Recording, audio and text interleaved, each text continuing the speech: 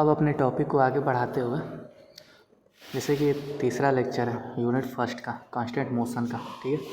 इसमें हम आगे चलते हुए अब आते हैं बात करते हैं डिग्री ऑफ फ्रीडम के बारे में, ठीक है। डिग्री ऑफ फ्रीडम क्या होता है? The minimum number of independent variable. देखो इसमें इंडिपेंडेंट वेरिएबल की बात हो रही है, ठीक है। Required to fix the position और configuration of a system and these variable must be compatible with the constant. देखो minimum number of independent variable, ठीक है। इसमें बहुत कम, मतलब मिनिमम नंबर्स ही होंगे, बहुत कम इंडिपेंडेंट वेरिएबल होगा।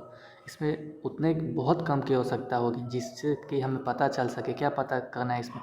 पोजीशन और कॉन्फ़िगरेशन ऑफ सिस्टम, ठीक है। और दीज वेरिएबल्स मस्ट बी कैपेटिबल, मतलब कि ये जो कांस्टेंट मोशन है कांस्टेंट से कंपैटिबल होना चाहिए, ठीक है। मतलब कंपैटिबल मतलब होता है कि एक दूसरे के अनुरूप होना चाहिए, ठीक है। जैसे एग्जांपल में देखो फ्री पार्टिकल्स, सबको पता है फ्री पार्टिकल्स क्या होते हैं। It has 3 degree of freedom. हमेशा याद रखना कि फ्री पार्टिकल्स के पास 3 डिग्री ऑफ फ्रीडम होगा, ठीक है। अगर वही जो फ्री पार्टिकल्स हैं वो हम अगर n फ्री पार्टिकल्स हैं, if the n free particles, तब कितने के होंगे डिग्री ऑफ फ्रीडम? उसमें 3n डिग्री ऑफ फ्रीडम होंगे, ठीक है। अगर n फ्री पार्टिकल्स हैं तो उसमें कितने होंगे डिग्री ऑफ फ्रीडम? तो 3n, मतलब जितना n है उसमें 3 से मल्टीप्लाई करो, फिर डिग्री ऑफ फ्रीडम निकल जाएगा। और लास्ट थर्ड केस में देखो क्या होता है। If we have n particles with k constant, ठीक है। देखो अगर हमारे पास n पार्टिकल्स हैं, कितने पार्टिकल्स हैं? n, और उसमें भी कांस्टेंट भी अब इसमें लग गया। ऊपर में दोनों केस में कभी कांस्टेंट नहीं लगा था, बस इसमें क्या हुआ है, कांस्टेंट लग गया है। तो अब इसका डिग्री ऑफ फ्रीडम क्या होगा? तो देखो जो तुम्हारा n पार्टिकल्स का था ना वो वाला तो सेम रहेगा, बस जो कांस्टेंट लगा है ना वो माइनस हो जाएगा। Degree of freedom is equal to 3n minus k, ठीक है। इतना है समझ में? अब देखते हैं, अब एग्जाम्पल के साथ एक देखते हैं। देखो मैंने इसमें एक 3 पॉइंट लिया है, तुम लोग ध्यान से देखोगे तो ये जो तुम्हारा दिख रहा है ये मैंने एक 3 पार्टिकल्स लिया है, ठीक है। मान लो बीच वाले पॉइंट्स को ले लो। बीच वाले पॉइंट्स को लेते हो तो एक लेफ़्ट साइड में जाएगा और एक राइट साइड में जाएगा। अब ऐसा तो नहीं मतलब हमेशा लेफ़्ट साइड में तो मतलब कि इसका 2 कांस्टेंट है, मतलब 2 ही रेस्ट्रिक्शन है। या तो इधर जा सकता है, लेफ़्ट जा सकता है, या तो राइट जा सकता है, ठीक है। इसके अलावा नहीं जा सकता। तो इसका डिग्री ऑफ फ्रीडम क्या होगा? 3n माइनस के। n तो कितना है? 3 पॉइंट लिया है ना, तो n का वैल्यू 3 हो जाएगा। और कांस्टेंट 2, मतलब 2 इसमें रेस्ट्रिक्शन लगे हैं, एक लेफ़्ट जाएगा और एक राइट जाएगा। तो कितने डिग्री ऑफ फ्रीडम हुए? 3 into 3 minus 2 is equal to 7, ठीक है। अब आते हैं, ऐसे एक ट्रायंगल वाला है, इसमें 3 कांस्टेंट हो गए क्योंकि ये जो एक पॉइंट है ना इस पर तीनों साइड जा सकते हैं। इधर भी जा सकता है, इधर भी जा सकता है, इधर भी जा सकते हैं, ठीक है। तो इसमें k का मान 3 हो जाएगा, तो इसको भी कर लेना। और ये तुम्हारा सेकंड टॉपिक, अगला जो टॉपिक है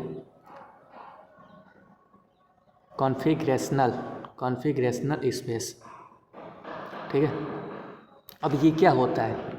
कॉन्फ़िगरेशनल स्पेस क्या होता है, ठीक है।